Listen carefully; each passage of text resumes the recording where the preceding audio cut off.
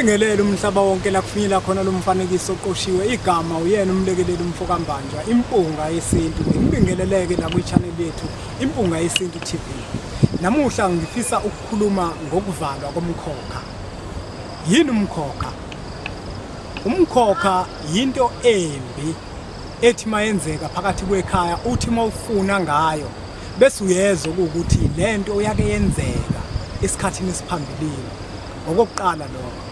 Okwesibili umkhokha yinto embi ethi mayenzeka phakathi kwekhaya uthola ukuthi yake yenzeka kodwa yenziwa izizathu ezithile ukwenzeka kwayo.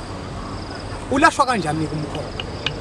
Umkhokha singakuchaza ukuthi ulashwa kanjani omunye umuntu bese akusukumele lokho ngesizathu sokuthi uyazi ukuthi kubo ukhona umkhokha khona bese athi uyakokulungisa bese emva kwaloko kungenzeki bese abone sengathi sikhuluma kwamampunge kanti akuwona amampunge.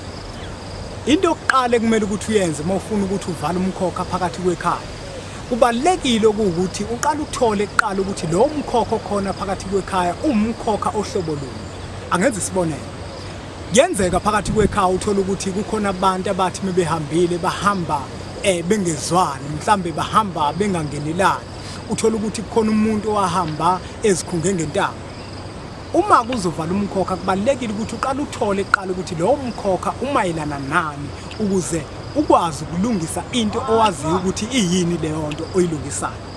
Abantu abaningi bathi uma bevala umkhokha uthola ukuthi umuntu uzovela athi uvala umkhokha bese emva kwaloko adelela isintu sethu athi ayisebenzi indaba yesintu kanti hayi ngoba ingasebenzi ingoba yena akazi ukuthi lo mkhokha uvalayo umayelana nani.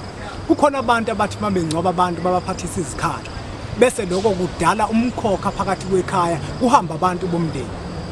Leyo nto kubalekile ukuthi uyazi ukuthi iyini yona lento ivalayo lo mkhokha khona phakathi kwekhaya umkhokha onjani.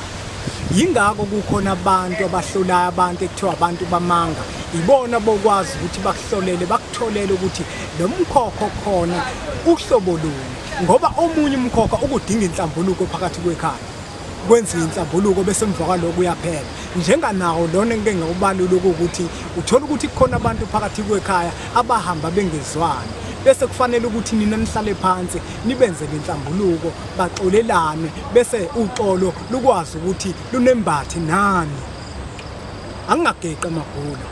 Uma kuwukuthi kukhona okuthile emfisa ukuthi siqhubeke kabanzi kulesihloko sokwazi ukuthi siqhubeke nanokuthi ke uma kusukutholile lokho ukuthi kuyini umkhokha ke wona kuvala kanjani. Angifuni ukuthi ngikuchazele ukuthi umkhokha uvala kanjani ngoba uzogijima wenze lokho kanti awazi ukuthi lo mkhokha loyo uhlobo luni ngoba kukhona indlela ekumele ukuthi kwenziwe ngayo ukuze ukwazi ukuthi uvalele. Angibonge.